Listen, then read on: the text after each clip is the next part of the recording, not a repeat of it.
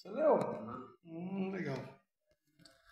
Eu já tô indo para onde eu vou começar. Em nome do Pai, do Filho e do Espírito Santo. Amém. Ave Maria, cheia de graça, o Senhor é convosco. Bendita sois vós entre as mulheres. Bendito é o fruto do vosso ventre, Jesus. Santa Maria, Mãe de Deus, rogai por nós, pecadores, agora e na hora de nossa morte. Amém. Santo anjo do Senhor, meu zeloso guardador, se a ti me confiou a piedade divina, sempre me rege, me guarde, me governe, me ilumine. Amém. São Gabriel, São Rafael e São Miguel, Rogai por nós. Nossa Senhora, Rainha dos Anjos, Rogai por nós. louvado seja nosso Senhor Jesus Cristo, Para sempre seja louvado. em nome do Pai, do Filho e do Espírito Santo. Amém.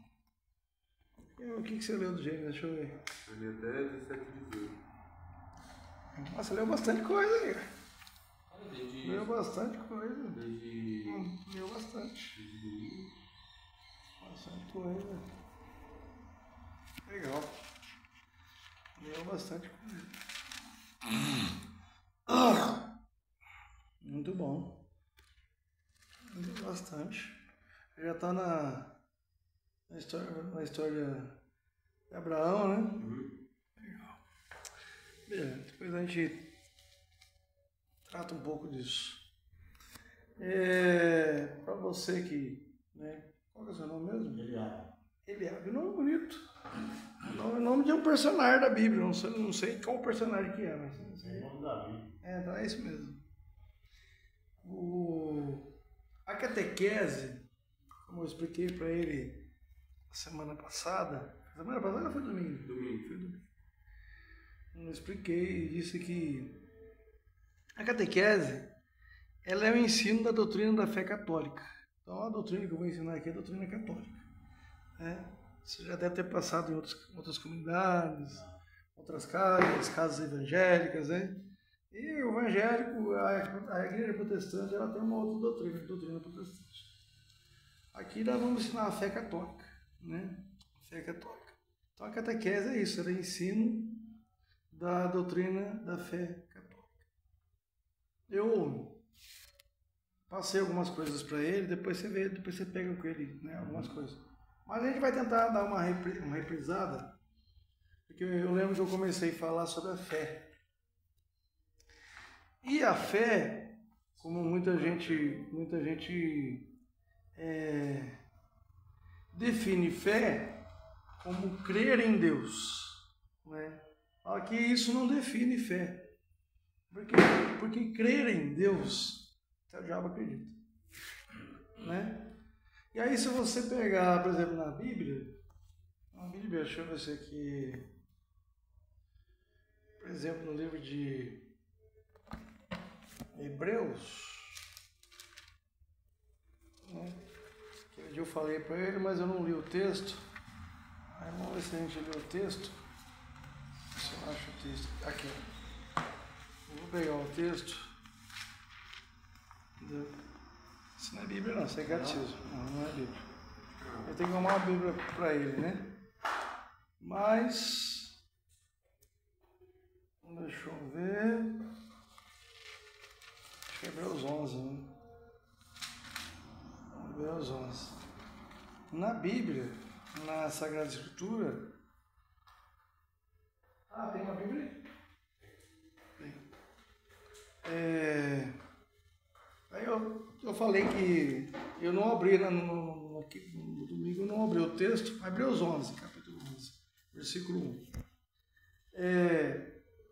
Eu falei que a fé, se a gente fosse pegar na Bíblia, fala que é o fundamento da esperança, é uma certeza a respeito do que não se vê, né? Só que na verdade, se a gente for parar para analisar, isso também não define fé. Fica uma coisa muito... fica uma coisa muito incompleta, né? E aí esse livro aqui, o Catecismo da Igreja Católica, ele dá uma definição mais interessante de fé. Ele fala que a fé é uma resposta que damos a Deus. Ou seja, é um compromisso. Né? Fé tem a ver com fidelidade, né? Tanto que a palavra fé em latim é fides, né? Fides, né? Vem da palavra fidelidade, né? Então a fé, na verdade, ela é um compromisso. Ela é muito mais do que uma certeza daquilo que não vemos. Na verdade, essa resposta do autor é a experiência dele, né? Nós temos que ter a nossa, né? A nossa é diferente. A nossa, ela tem que ser uma resposta livre e consciente daquilo que damos a Deus, né? Então, na verdade, essa afirmação da fé aqui dentro do texto do livro de Hebreus é uma afirmação do autor, porque o autor fez a experiência dele, né? Então não é a nossa experiência dele. Então cada um de nós temos que fazer a nossa experiência, né? Experiência de fé. E aí o catecismo vai dizer isso, que a fé é uma resposta livre e consciente que damos a Deus, né?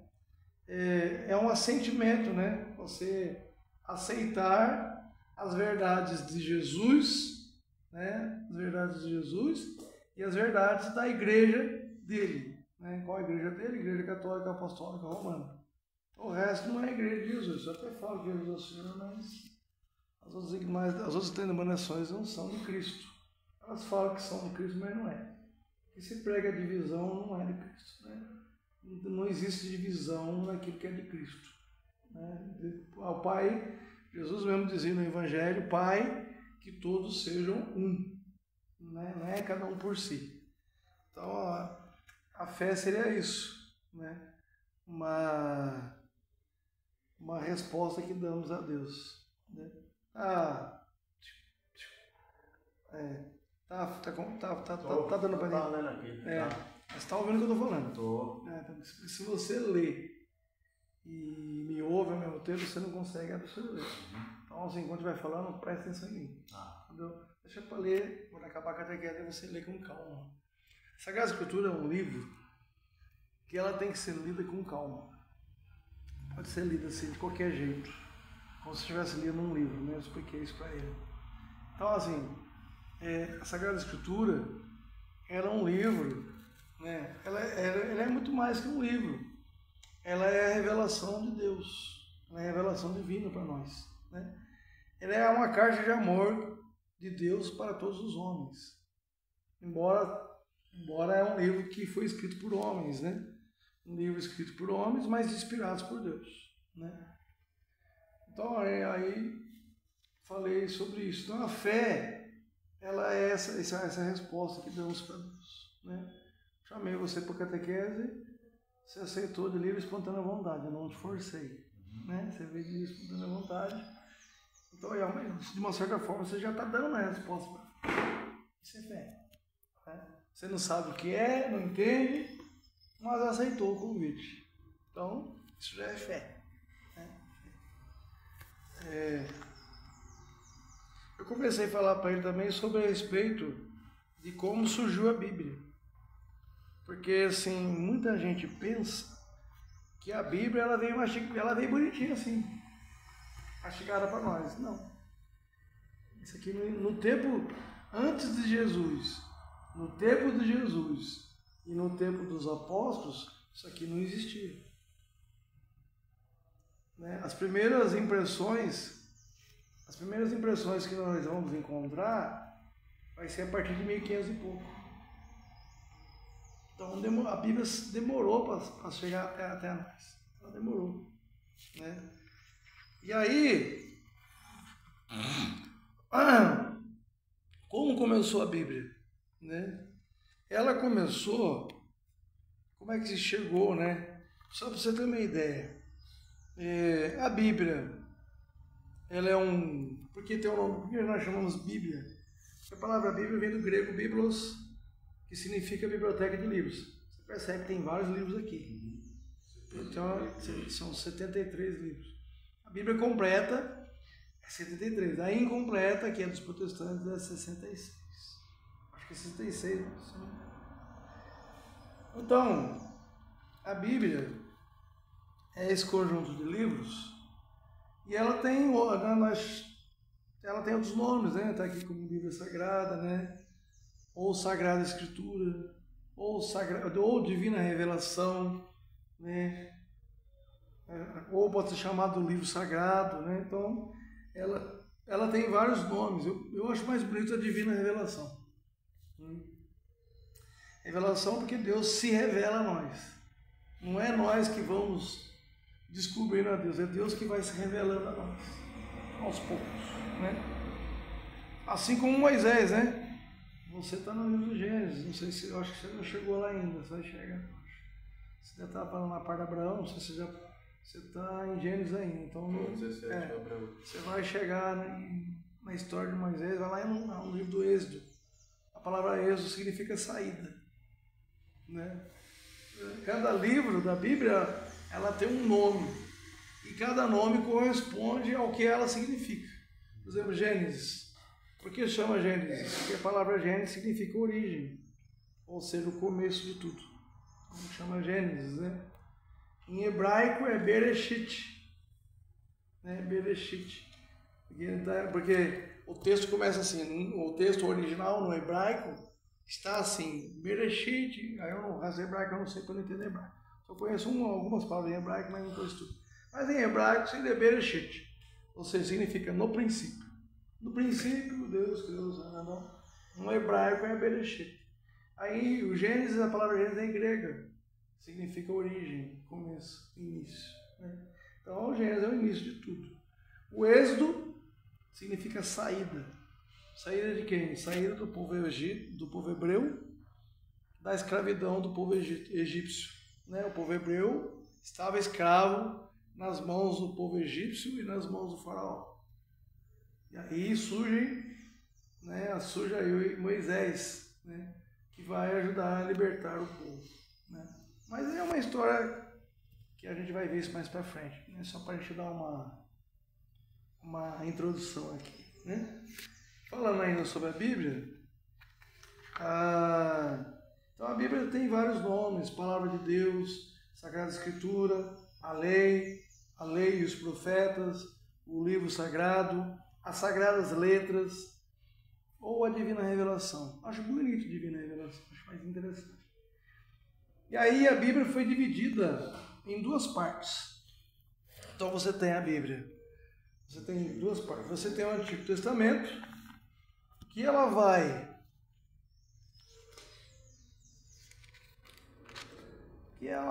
até o último livro aqui do Antigo Testamento, é Malaquias, se não me engano. É isso mesmo. O último livro do Antigo Testamento, então ele vai desde o Gênesis até Malaquias. Esse é o Antigo Testamento. Por que é chamado de Antigo Testamento? É chamado de Antigo Testamento porque é a antiga aliança. Deus constantemente fazendo aliança com o seu povo. A primeira aliança que nós vamos ouvir falar na Bíblia vai ser lá quando Deus resolve mandar o dilúvio e acabar com a humanidade, né? E aí uma minoria se salva desse dilúvio, ou seja, Noé e sua família, né? Uma minoria só que se salva, né? E aí, quando o dilúvio acaba, né? Foi 40 dias e 40 noites de chuva. Então a terra foi soterrada de água, né? A água foi inundada. Deus acabou com a criação. Deus quis fazer um novo começo, porque a humanidade estava perdida. Então Deus precisava nós precisamos purificar, né? Purificar a humanidade, porque do jeito que está difícil. E aí depois disso, quando as águas baixam, o primeiro sinal que Deus coloca, sinal de aliança dele com o homem, é o arco-íris. É a primeira aliança, aparece lá, se não me engano, está no livro do Gênesis também. No livro do Gênesis, capítulo 6. A partir do capítulo 6, fala sobre o dilúvio, né? A humanidade se perde, A humanidade está corrompida no pecado, está matando geral. Aí eu falei, opa. Aí Deus lá no texto vai dizer que Deus se arrepende de ter feito o homem, porque o homem se perdeu. Lógico que depois disso, Deus faz uma aliança, a partir de Noé, Deus faz uma aliança com o povo. Hoje ele está lendo a parte que está em Abraão. Em Abraão, Deus faz uma aliança com Abraão também. Então Deus vai fazendo alianças. O povo vai quebrando aliança. Aliança significa pacto, né? A aliança é pacto, é um testamento. É como, por exemplo, se um parente seu morre, aí ele deixa um testamento. Um pacto, né? Deixa um testamento. No caso de Deus, é um pacto. O que é esse pacto? É um pacto de amor, um pacto de amizade dele com o homem. Só que o ser humano está sempre quebrando esse pacto.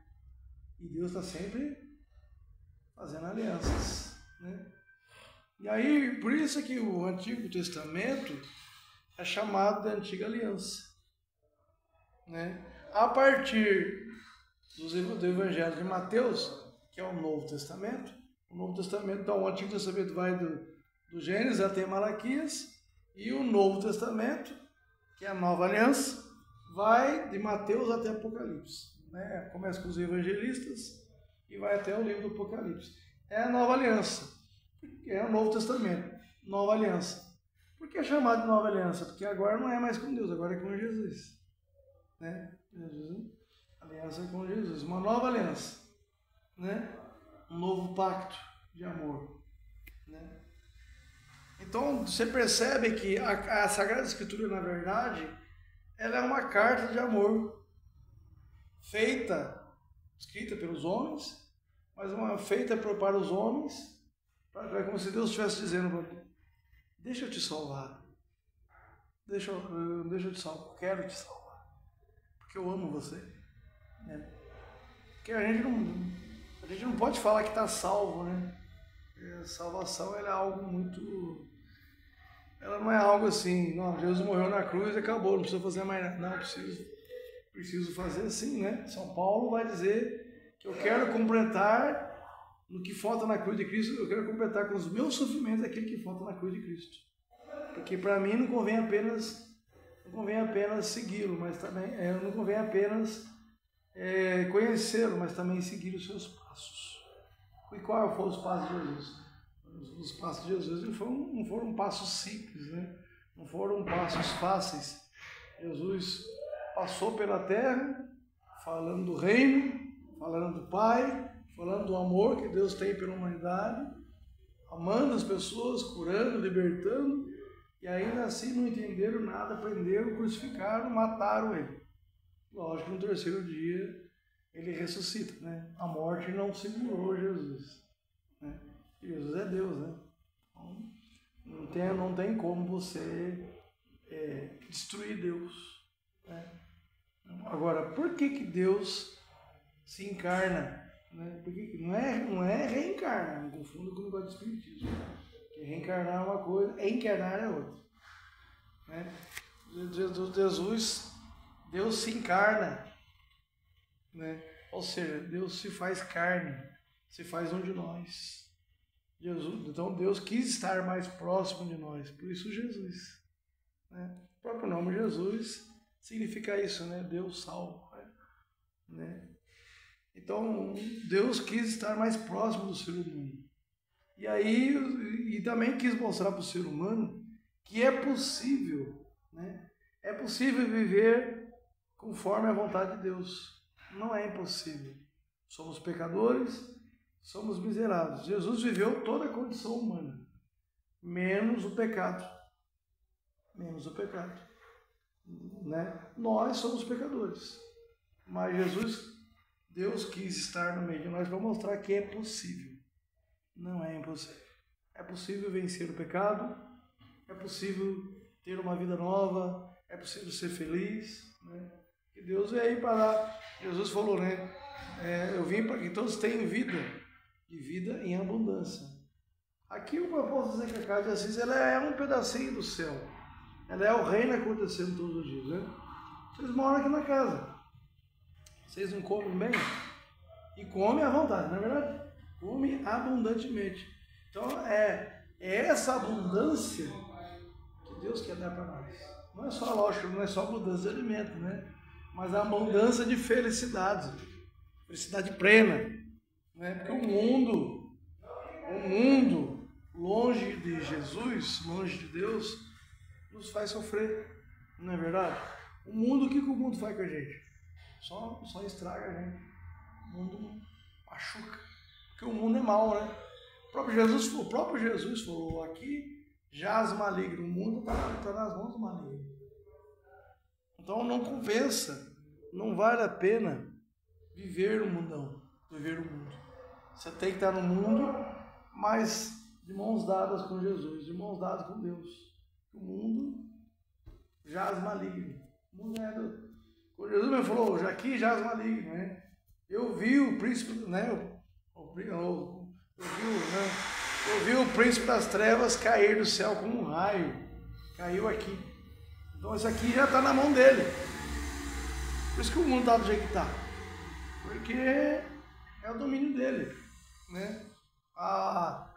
O álcool, as drogas, a prostituição, né? O tráfico, né? A corrupção, isso não é corrupção dentro da política, a poluição, tudo isso tudo isso já é sinais do mal sobre a terra. O homem deixou, né? Muita gente pensa que, por exemplo, você está lendo o livro do Gênesis, né? Muita gente pensa que o livro do Gênesis é um livro do passado, que já aconteceu. Não, ele continua acontecendo, né? Todo dia tem um Adão caindo. O que é Adão? A palavra Adão significa ser vivente. Adam, né? Ser vivente. O homem, né? O pai dos viventes, o ser humano. Adão representa toda a humanidade. Adão e Eva representam toda a humanidade. Então, todos os dias tem um Adão caindo. Todos os dias tem uma serpente tentando esse Adão. Tentando seduzir esse Adão. Todos os dias. Então, aí o que acontece depois do pecado, né? Você vê o caos, né? O mundo vira uma bagunça, né? Uma bagunça. Por que tudo isso aí? Por que tudo isso? Falta de Deus. As pessoas estão sem Deus, né? Então, Jesus veio para quê? Para fazer nova todas as coisas, né? Até um texto lá em Apocalipse que ele fala isso, né? Eis que faço nova todas as coisas, né? Então Deus veio para fazer nova todas as coisas na vida do ser humano, né? Se você pegar, por exemplo, deixa eu ver se eu acho aqui. Se não me engano, acho que é o livro de São João. Deixa eu ver se eu vou achar aqui. Não sei se eu vou achar. 21? Não é isso não, é outra coisa. É outra coisa que eu estou procurando. Acho que é João 4. Deixa eu ver. Tá. É interessante. Exemplo, falando sobre Jesus, né? Uma coisa também que eu lembro que eu falei que Jesus ele é 100% Deus e 100% homem. Agora não é mais homem, né? Agora é 100% Deus, né? Não tá mais na terra, né?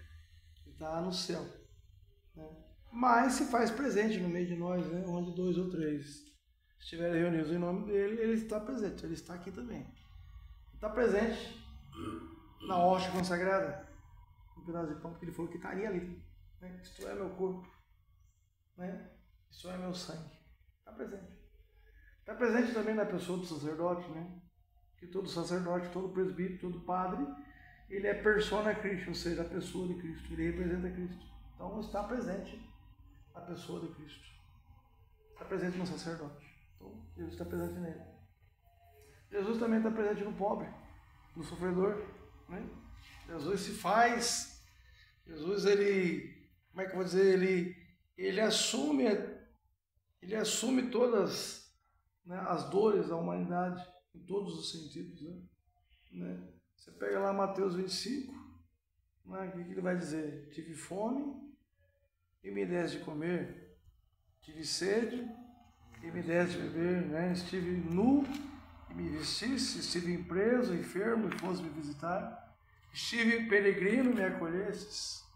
Aí, ó, as pessoas vão perguntar, mas Senhor, quanto foi que te vimos com fome, com sede, nu, enfermo, preso, peregrino? Aí ele vai dizer, tudo aquilo que fizesses a um desses mais pequeninos, é a mim que fizesse. Então, Jesus também está presente naqueles que sofrem. Então, Jesus, ele deu um jeitinho nisso, né? Ele deu um jeito de se fazer presente na humanidade, né? Mas só vai perceber essa presença de Jesus, quem estiver pleno dele, quem estiver com o Espírito Santo, né? que também é ele também. E Jesus me falou, Pai, ele falou, eu e o Pai somos um, né? Junto com o Espírito Santo. São 3 pessoas. Né? Explicar Deus é um negócio complicado, né? Não tem muita explicação. Né? Até hoje, para os judeus, é difícil entender Deus, entender Jesus. Eles não aceitam Jesus. Porque Jesus se fez homem e falou que era filho de Deus. Por isso que pregaram, não entenderam. Porque para o judeu naquele tempo, não sei hoje, não sei se até hoje ainda é difícil para eles compreenderem, é difícil conceber um ser humano de carne e osso dizer que é Deus. No caso de Jesus, né? Jesus, ele era 100% Deus, 100% homem. Não é igual a Hércules, né? Na mitologia grega, você tem o personagem Hércules. Só que Hércules, o que ele é? Metade homem, metade Deus. Semideus. Jesus não. Jesus não é metade homem, metade Deus. Não, Jesus é 100% Deus, 100% homem. É um negócio até meio louco para tentar entender. E nós temos um Deus que é um só, mas são 3 pessoas. Pai, Filho e Espírito Santo. Tanto que Filipe, no Evangelho, se vocês lerem, Filipe, um dos apóstolos, vai perguntar a Jesus, Senhor, mostra-nos o Pai. Filipe, há quanto tempo você está comigo? Quem me vê, vê o Pai, porque eu e o Pai somos um. Então, percebe? Então, assim, parece um negócio difícil de entender, mas também não é tão difícil. É simples, né? Só tem um coração simples que você começa a entender. Quem não tem um coração simples não vai entender.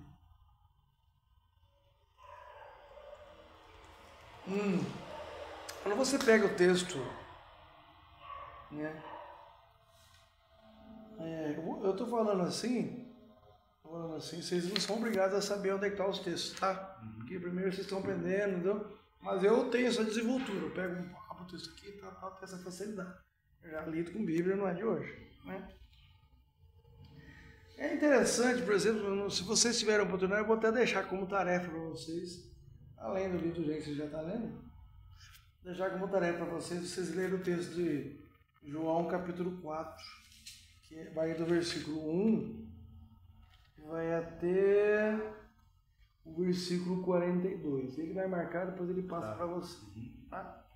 Seria interessante arrumar um caderno, uma caneta para você anotar. 4 até 42? Até o 42. Capítulo 4, do 1 ao 42. Versículo 1. Quando você pega a Bíblia, os números maiores são os capítulos. E os menores são os versículos. Entendeu? No texto de João 4, depois vocês vão ler isso com calma, uma coisa também que eu vou orientar vocês também, não ler Bíblia. Se você vai sentar lá para fumar, não leva a Bíblia. Porque essa aqui é uma coisa sagrada, né? Então você não pode misturar o sagrado com aquilo que não é sagrado. Se é sagrado, então você tem que procurar um canto tranquilo, onde ninguém vai te encher o saco, ninguém vai te falar nada, ninguém vai te interromper.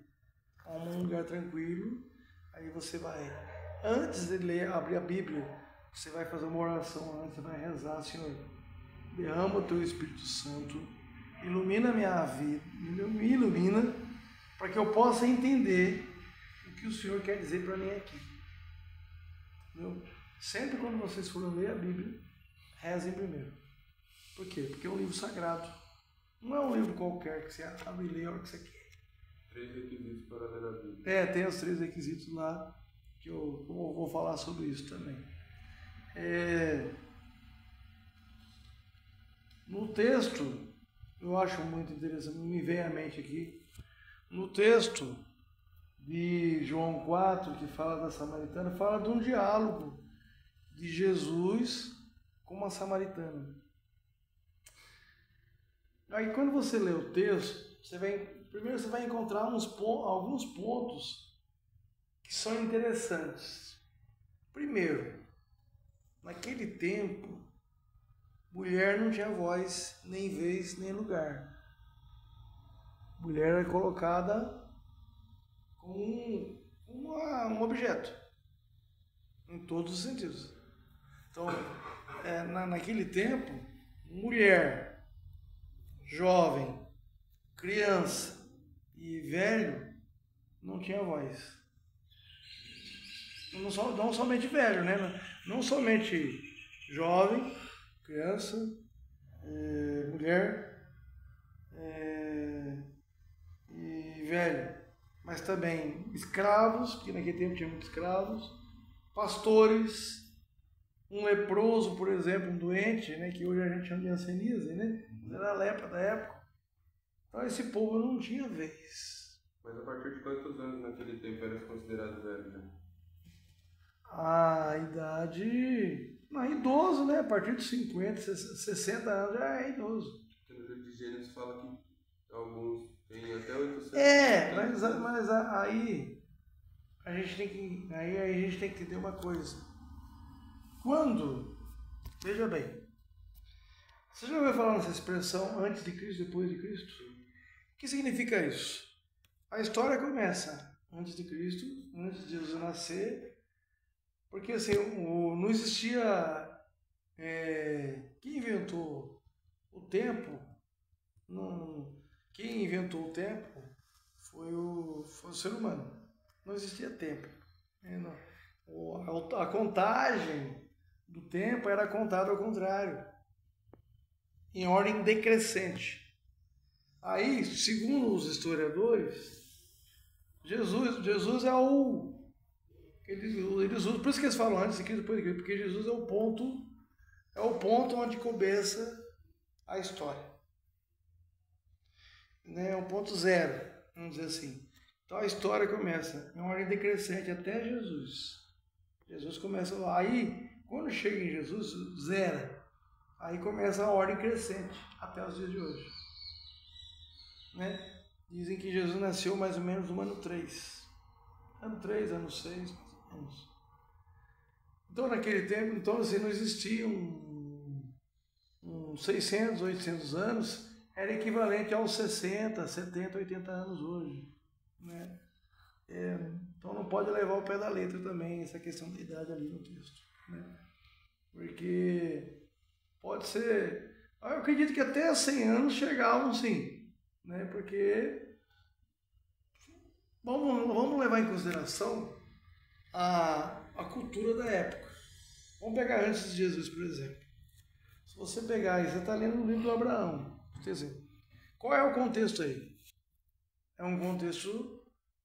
Eram homens que não tinham parada, eram nômades, homens que ficavam um tempo no lugar e depois iam para outro. É o caso de Abraão. Ele ouve a voz de Deus, Deus vai sair, larga tuas terras, larga tua casa e vai. Então já era comum nesse tempo os homens fazerem isso. E qual era a cultura forte nesse período de Jerusalém? Agricultura. Entendeu? Agricultura. Então é possível, talvez, eu acredito assim, porque como não existia a técnica, que a técnica vai surgir depois do século XIII, XIV, vai vir depois, né? As primeiras máquinas vão surgir no final do século XIX, máquina a vapor. Esse tempo não tinha isso. Então não tinha poluição. Então o ser humano conseguia durar mais tempo também. Tem essa questão, né? Uma pessoa saudável, ela dura mais tempo. Né? Pega uma pessoa que trabalha na roça. Tem cara que com 80, 100 anos dura até. Tem cara que com 100 anos está aí forte. Às vezes está mais forte que eu e você juntos. O cara teve uma vida saudável, né? Viveu na roça, dormia regularmente, comia regularmente, não comia gordura, não comia nada industrializado como nós comemos hoje. Né? Nesse tempo os homens até duravam mais tempo mesmo. Por quê? Porque não tinha o que nós temos hoje, que é tudo industrializado, né? Sintetizado. Né? Isso faz mal para nós. Né? O arroz que a gente come já não é mais puro. Né? Nada é puro mais. Naquele tempo, né? A uva era feita no pé, né? Amassada no pé. Tinha um lagar assim, colocava-se as uvas, os caras amassavam no pé, né? No pé. Depois eles inventaram de colocar o burrinho, né? Aí coloca uma pedra, um rolete, rodar em cima, amassar a uva, né? E o burrinho puxando. Mas aí foi aparecer isso aí depois de 1800 e pouco. Mas até antes disso, é tudo no pezão. Né? Então, quando você olha assim a questão da idade dos homens, 800 anos é meio exagerado. Mas até 100 anos, 110, 120, beleza, porque você tem um povo que tem uma vida maravilhosa. Uma vida saudável. Porque se a gente pegar os dias de hoje, nós fomos enganados. Nossos pais, enganaram nossos pais, né? Enganaram a população. Falaram que se o povo saísse da roça e viesse para a cidade, ia ter uma vida melhor. Não, mentira. Desde quando você sair da roça, você vai ter uma vida melhor. Você vai ter mais problemas, você vai ter problema de saúde, você vai ter estresse, você tem esse problema. Hoje você tem a questão do monóxido de carbono, né? Poluição, né? Você não tem chuva, você não tem a purificação do ar, não tem troca de ar, né? Porque não tem árvore. Então, né, quando você pega lá os primeiros textos, você vai vendo que, puxa vida, a gente era feliz e não sabia. Entendeu? Então, esses homens duram mais tempo porque eles têm vida. O que a gente vive hoje não é vida. Isso não é vida. Então, a cultura daquela época é agropecuária. Então, eles comiam aquilo que vinha da terra, comiam os animais, né, que tinham, entendeu? Né? Criavam, né, gado, eles criavam gado. Você vai ver aí, você vai encontrar aí, por exemplo, quando você chegar na parte de Moisés, você vai ver que Moisés, quando ele sai do Egito, por que ele sai do Egito? Moisés foi criado dentro do Egito. Aí você vai ler, você vai entender o porquê que ele foi parar lá dentro do Egito. Depois que ele sai, que ele vai libertar o povo, mas antes disso, ele é criado dentro do palácio egípcio. Ele era o príncipe do Egito. Né? E quando ele sai do Egito por quê? Porque ele acidentalmente acaba matando um soldado egípcio. Porque o soldado egípcio estava flagelando um velho. E aquilo subiu o sangue dele. Ele viu aquilo, ele não aguentou, matou o soldado. E aí ele foi obrigado a sair fora, senão o faraó ia mandar matar ele. Ele foge. E aí quando ele vai para o deserto, vai parar lá no deserto de Madian, e ele vai encontrar quem? Umas moças que estão cuidando de rebanho. Acho que é ovelha. É rebanho de ovelhas. né? E aí ali ele vai conhecer a sua esposa, Zéfara. Lá ele vai conhecer o sogro, Jetro. Jetro tinha vários rebanhos, né? Então você vê que a cultura daquele tempo era uma cultura rica. Os homens tinham grandes posses. Você pega o livro de Jó, fala que ele tinha várias cabeças de gado. Depois ele perdeu, e depois no final Deus restitui tudo. Então é uma coisa comum naquele. Por que o livro do Gênesis fala de um jardim? Okay. Por que o livro do Gênesis, quando você lê lá no começo, fala de um jardim? Jardim do Éden, né? Fala de um jardim do Éden. Isso é fictício, isso não existe. Mas aí daí para você, mas quando você lê, é para você entender o quê? Qual é a cultura da época? A agricultura. Era muito forte a agricultura. Os judeus, eles eram muito fortes na agricultura e na pecuária. Muito forte. Criação de gado, ovelhas. Então, você pega lá várias passagens, fala disso. Davi era pastor de ovelhas, né, antes de ser rei. Aí você pega lá no comecinho do livro de Lucas, fala que os anjos apareceram para uns pastores. Então era a cultura do povo. Por que Jesus vai aparecer falando, eu sou o bom pastor? O bom pastor dá a vida pelas suas ovelhas. Então, para você ver, Jesus sabia, era a cultura da época. Então, Jesus usava a linguagem da época para tentar falar, usava coisas simples do dia a dia para tentar falar com o povo. Então, aí você vai entender por que os homens duravam mais tempo. Hoje não dura. Se durar 80 é muito, né? A coisa rara. Alguém que chega aos 100 hoje, alguém que chega aos 80. Né? A pergunta que você fez é interessante. Né? Mas é porque tem essa questão também. Né? Se você tem uma boa alimentação, você tem um lugar, você mora num lugar onde tem renovação do ar todo dia. Você tem a fotossíntese, né? As plantas fazem a fotossíntese, que é essa troca de ar.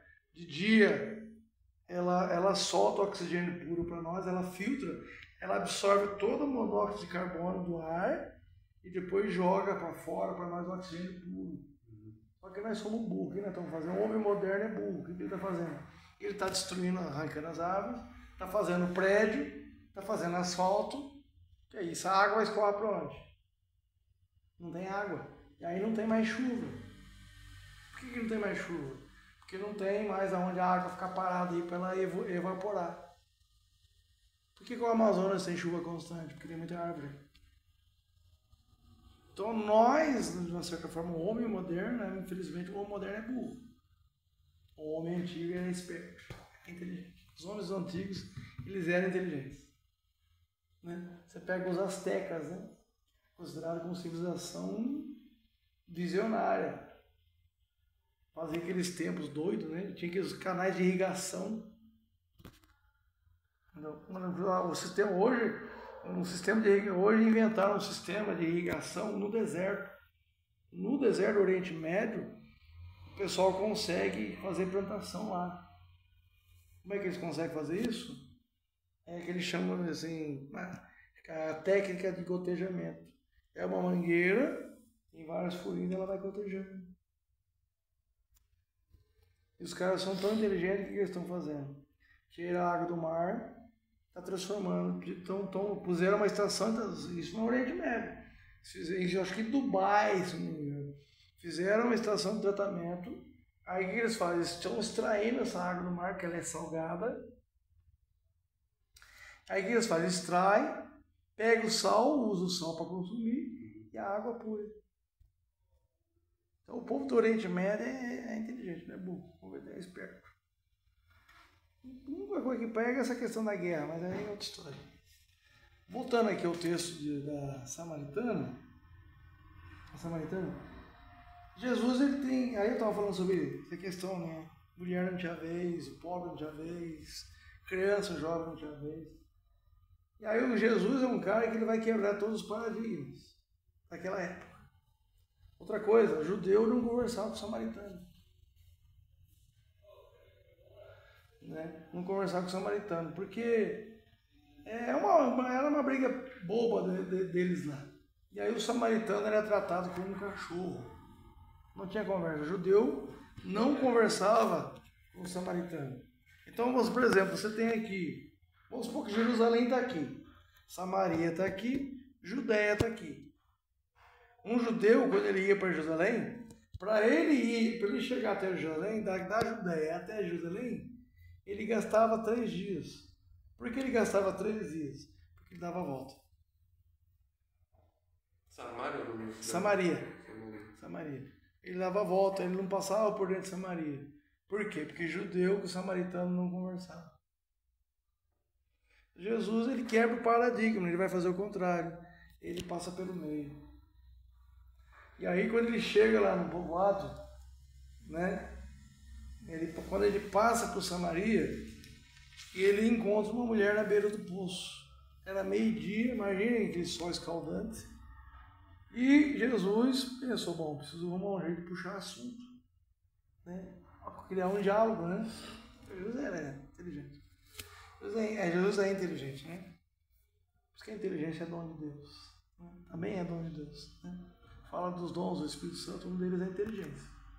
Então Jesus é um homem muito inteligente. Ele chega até ela, vê ela pegando o balde e indo até o poço para pegar água. Aí ele chega nela e fala para ela, dá-me de beber. E os discípulos não estavam ali com ele, estavam sozinhos. Eles foram lá comprar algum alimento. Aí ela vira para ele, fala, como é que você sendo judeu, né, vem pedir para mim que sou samaritana, pedir de beber, sendo eu samaritana, né? Por quê? Porque os judeus não conversavam com os samaritanos, eles não se comunicavam. Porque para o judeu, o samaritano naquele tempo era tratado como um cachorro. O samaritano, o fenício, o assírio, os cananeus eram tratados como um cachorro pelo judeu. O samaritano não rezava? Eles adoravam, mas eles tinham sim, alguns outros deuses também que eles adoravam, tinham outros cultos, né? O judeu não se mistura com outras culturas. O judeu não se misturava. Não sei se é hoje que se mistura, mas naquele tempo o judeu não se misturava com outras culturas. Embora o judeu também já tivesse misturado, sem querer, a cultura dele já estava misturada, né? Porque o judeu, né, os judeus eram os antigos hebreus. Eles caíram na mão do povo egípcio. Aí, por exemplo, você passa um tempo depois e cai na mão dos Ptolomeus, os gregos. Depois cai na mão dos romanos. Então, os judeus sempre caem. Primeiro, antes de cair na mão dos gregos antes de cair na mão dos romanos, caíram na mão dos babilônios, né? Na Babilônia, o rei Nabucodonosor, né? Que era um babilônio, né?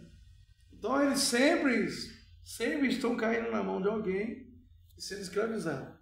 Então havia esse preconceito. Eu não converso com quem não é da minha religião, eu não converso com quem não é da minha raça, eu não posso nem casar com outra pessoa de outra raça. Porque a lei de Moisés exigia isso. Então você pega a lei, aí Jesus começa a conversar com essa mulher, puxa assunto, dá-me de beber. Aí ela, como é que pode você, sendo judeu, conversar comigo que sou samaritana, né? Aí ela vira para ele e fala, Senhor, não tens com que tirá-lo e o poço é fundo, né? Aí Jesus fala para ela, se conhecesses o dom de Deus e quem é que te diz dá-me de beber, certamente ele pediria tu mesma e ele te daria uma água viva. Aí Jesus já começa o diálogo.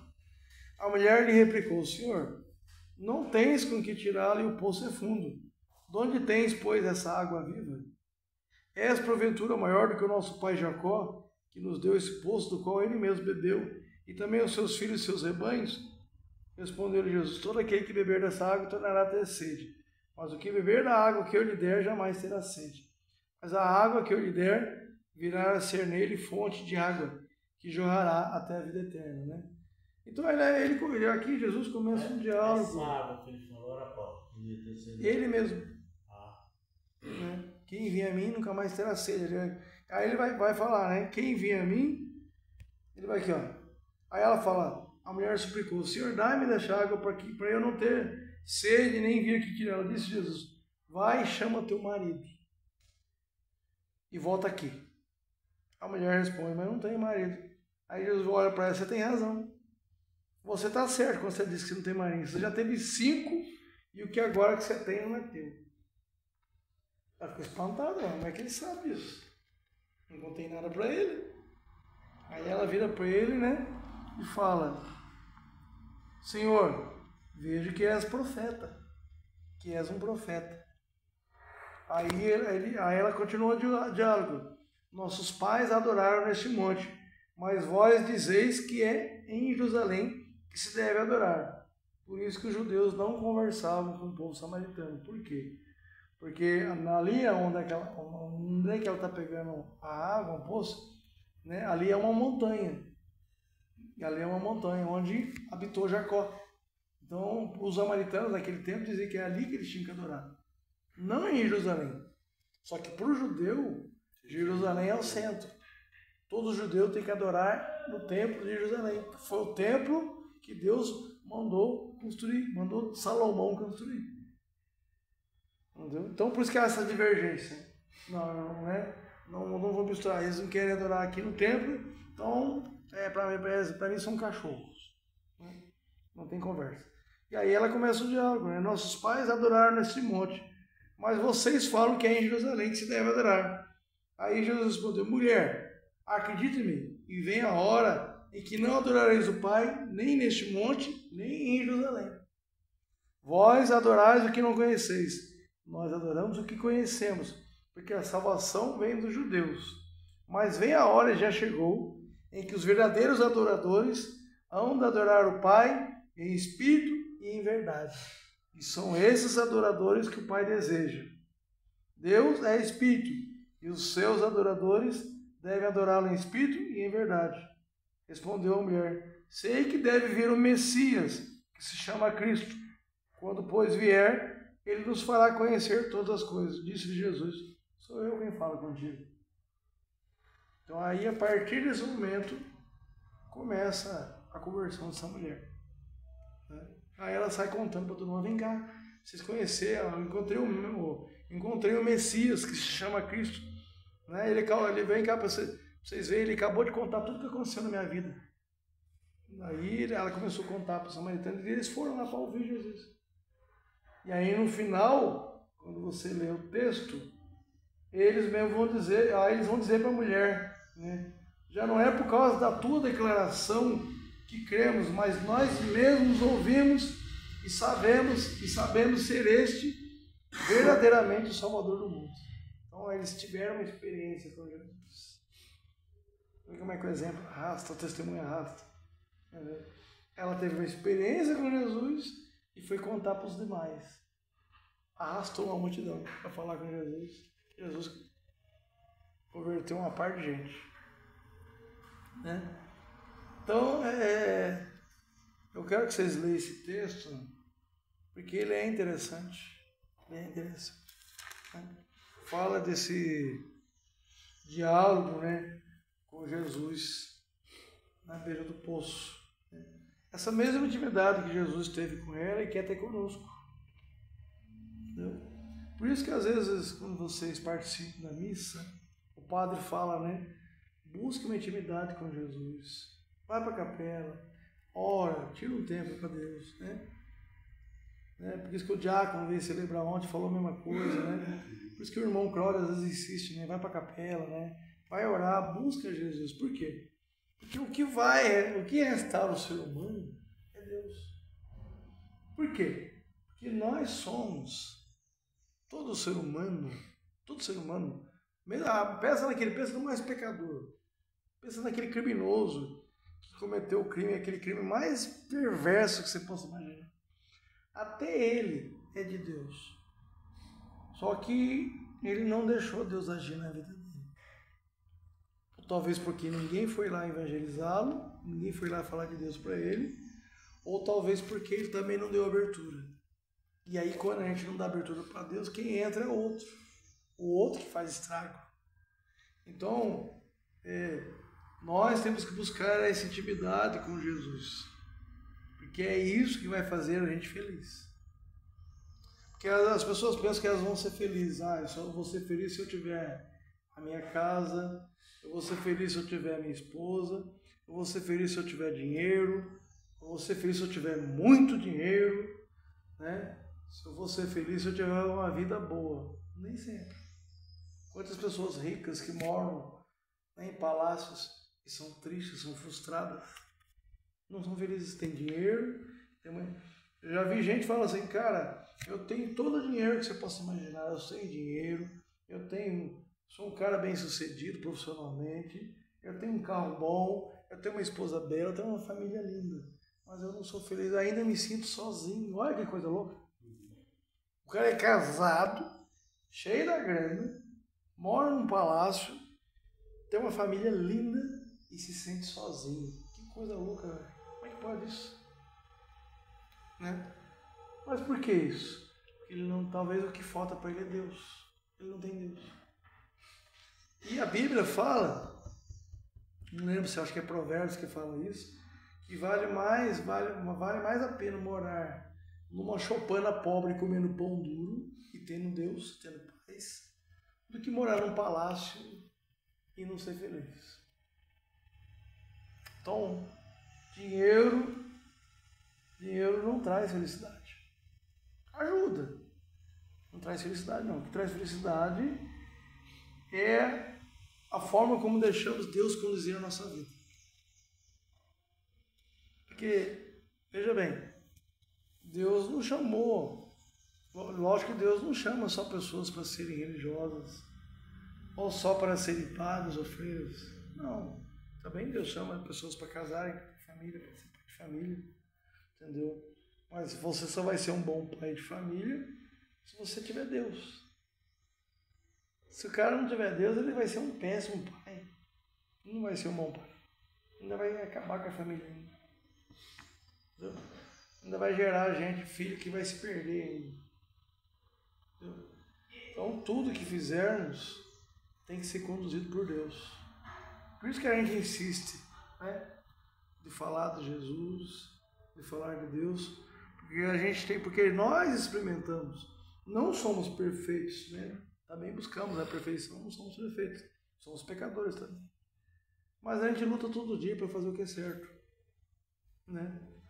E essa luta para fazer o que é certo que vai, né, que vai fazer a gente feliz. Entendeu? O resto não traz felicidade, não adianta. É ilusão. É ilusão. Nos dias de hoje, muita coisa é ilusão. Ilusão. Eu sou a favor de São Paulo. São Paulo falava assim, tá solteiro? Continue solteiro. Acho a maior besteira do mundo, do homem hoje, fala, vou casar. Pior merda, né? Besteira. Não vale a pena. Não. Meu pai dizia, antes sozinho que mal acompanhado. Às vezes é melhor você estar sozinho, mas às vezes você está sozinho e você está com Deus. Às vezes você está acompanhado de alguém que não tem Deus e ele te arrasta. Não é verdade? Então, vamos fazer a experiência da samaritana. Ela experimentou Jesus.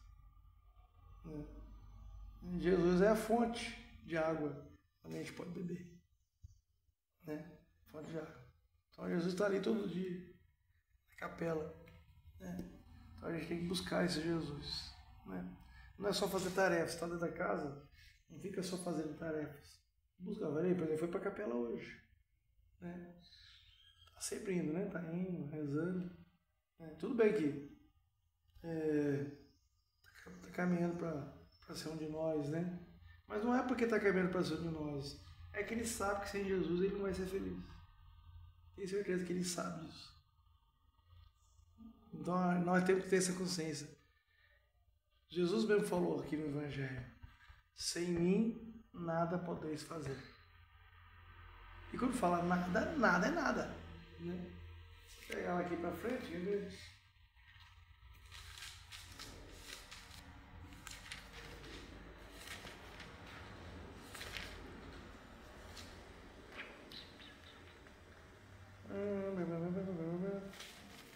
116.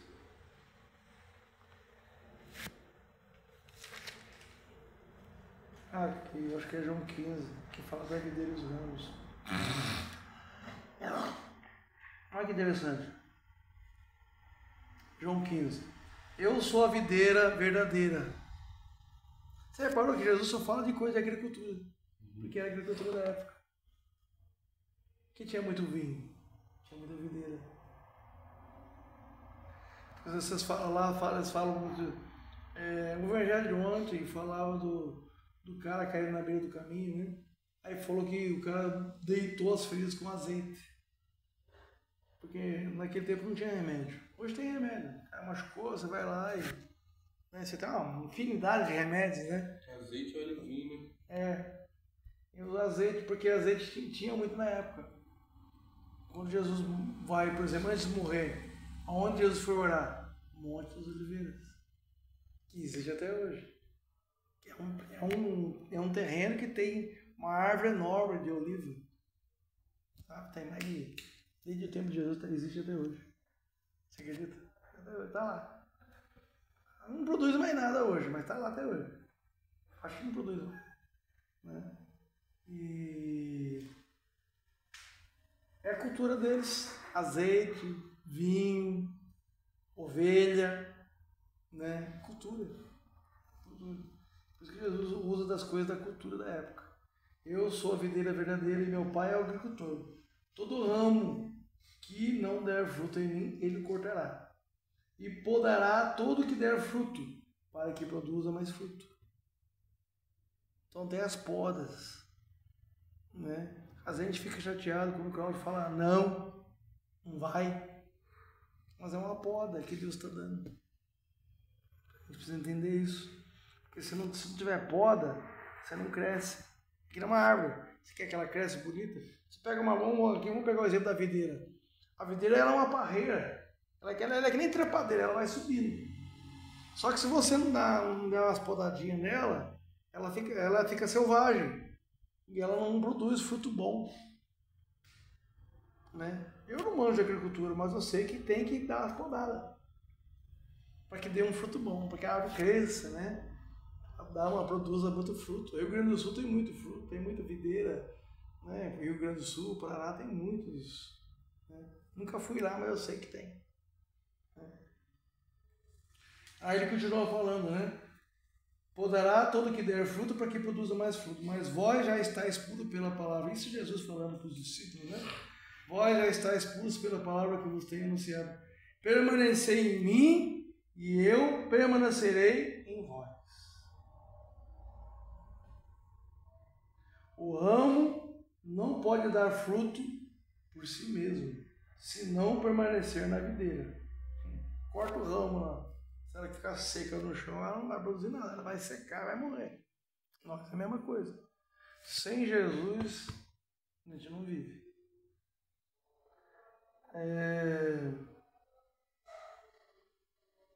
Assim também vós não podeis tampouco dar fruto, se não permanecerdes em mim. Eu sou a videira, vocês os ramos. Quem permanecer em mim e eu nele, esse dá muito fruto, porque sem mim nada podeis fazer.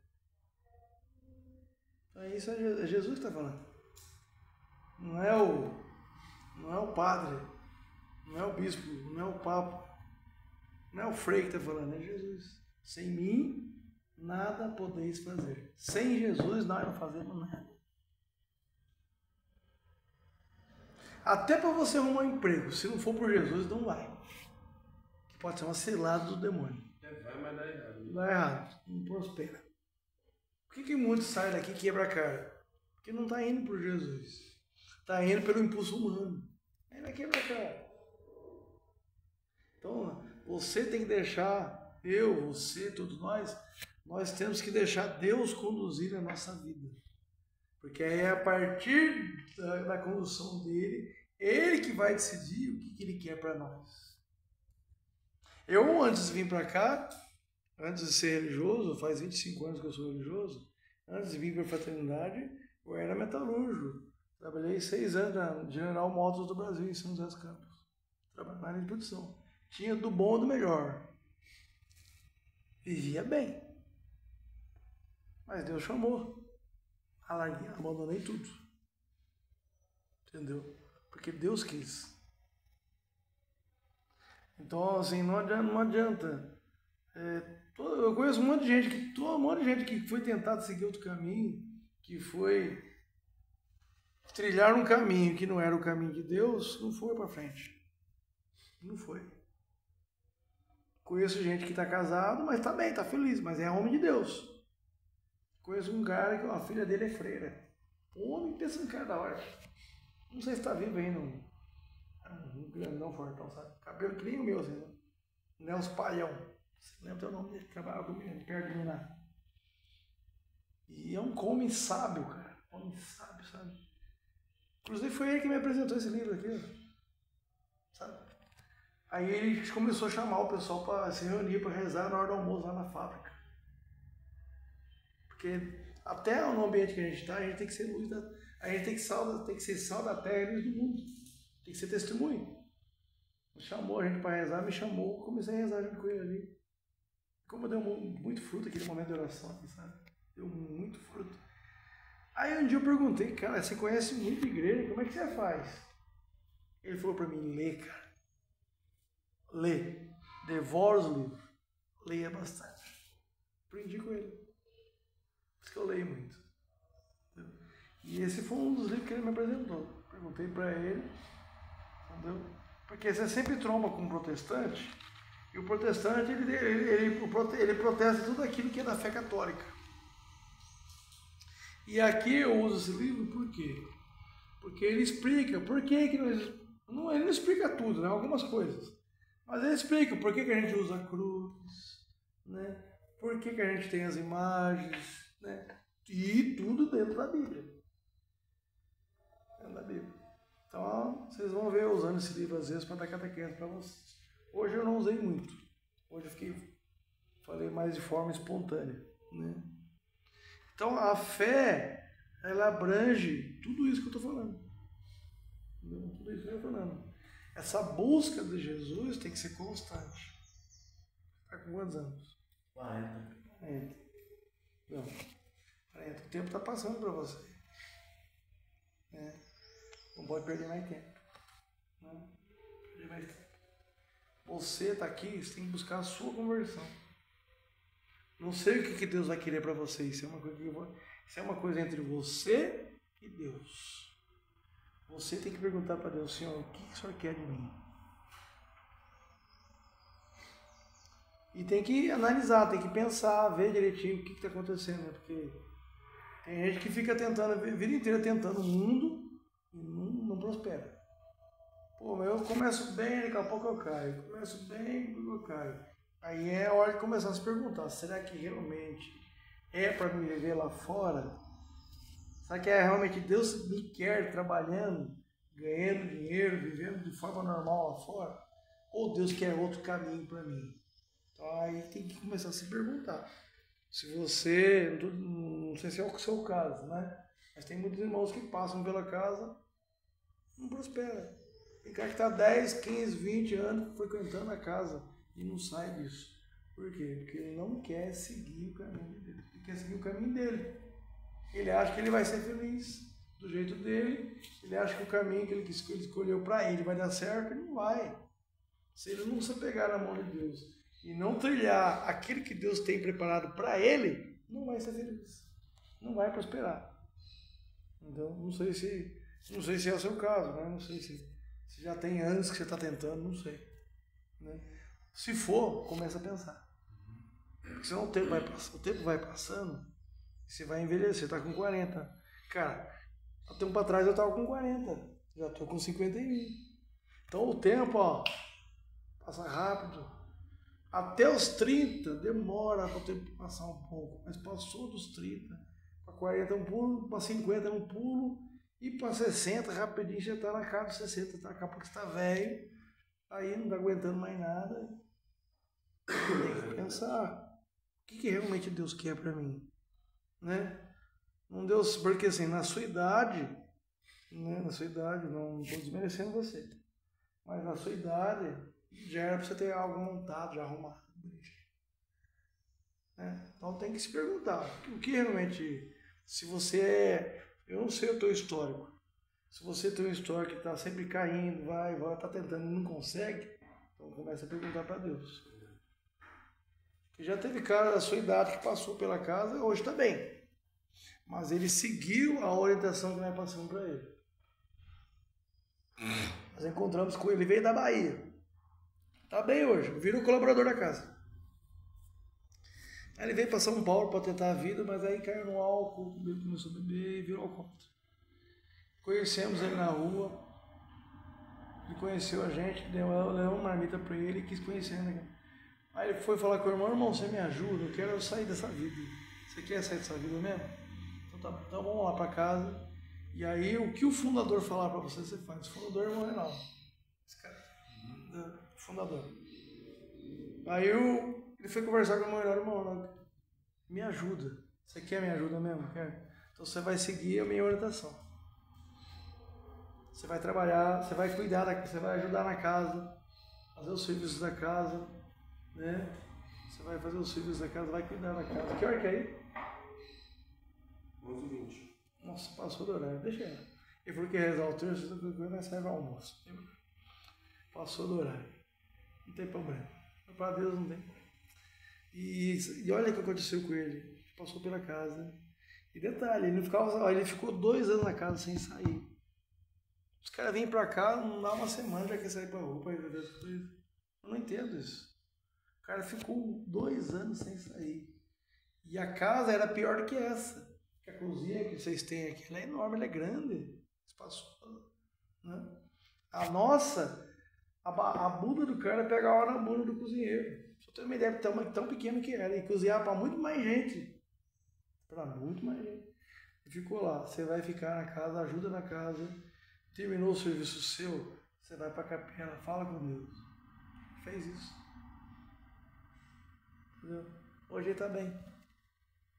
Está trabalhando, conseguiu um emprego dentro da Johnson, está bem, dentro de uma Johnson. Johnson é uma multinacional grande, uma empresa grande. Está dentro da Johnson. Começou como empreiteira, hoje está na Johnson. Eu dei uns conselhos para ele, tem estudo não, começa a estudar. Se você estudar, a Johnson vai ver que você você trabalha, estuda, eles gostam de gente que estuda. Eles pegam. Foi batata, ele fez o que eu falei, a Johnson chamou. A Johnson. É colaborador da obra, ele vai lá, leva tempero, leva frango, leva doação para casa, chega lá de moto é dele, casa é dele, tudo é dele. Não é católico, mas vai para a igreja evangélica, ele não deixa de frequentar a igreja. Ele não abandonou Deus. O problema do ser humano é quando ele quer caminhar sozinho. Aí não vai para a igreja, não busca religião, não busca nada. Mas filho, não vai para frente. É uma questão de tempo, não vai para frente. Então tem que buscar Deus. Ele não quis ser religioso. E nem católico é. Mas está bem. Por que está bem? Porque ele seguiu a orientação que nós demos para ele. Está bem. Então, se não seguir o que a gente está falando, não vai prosperar. Então, precisa começar, sabe, a buscar. Nós temos que ser amigos de Jesus. Porque Jesus é nosso amigo. Aliás, ele é muito mais amigo nosso do que nós dele. Então, Jesus não quer ninguém perdido. Jesus não quer ninguém lascado na vida. Não, Jesus quer que todos sejam felizes. Só que essa felicidade não consiste em ter bens materiais. A felicidade que Jesus propõe para a gente, ela vai além dos bens materiais. Entendeu? Ela vai além dos bens materiais. Então, comece a buscar Jesus. Né? A gente só vai ser feliz se buscarmos Jesus. Se não buscarmos, não seremos felizes. Vamos ficar frustrados, nada vai dar certo, nada vai prosperar e vão ficar aí batendo, dando murro e ponto de faca. Entendeu? Então começa a pensar nisso. Certo? Vou deixar como tarefa para vocês esse João 4 que eu dei e o João 15, né, que fala da videira e os ramos. Conta até o 42, né? o texto que fala da... Cadê? Eu peguei aqui, deixa eu ver aqui, peraí. João 15... Aqui, ó. Aí vai do 1 até o... Pode ir até o versículo... Até o versículo 5 só, do 1 ao 5, 15 do 1 ao 5, tá? Só esse trechinho só, que vai ficar também com uma boa referência para vocês. Joana. Livros... Evangelho de São João. 15 e 4, né? 15 e 4. Aí vocês lê, tira um tempo para rezar e ler. Tá bom? Eu vou encerrar porque já estourei meu horário.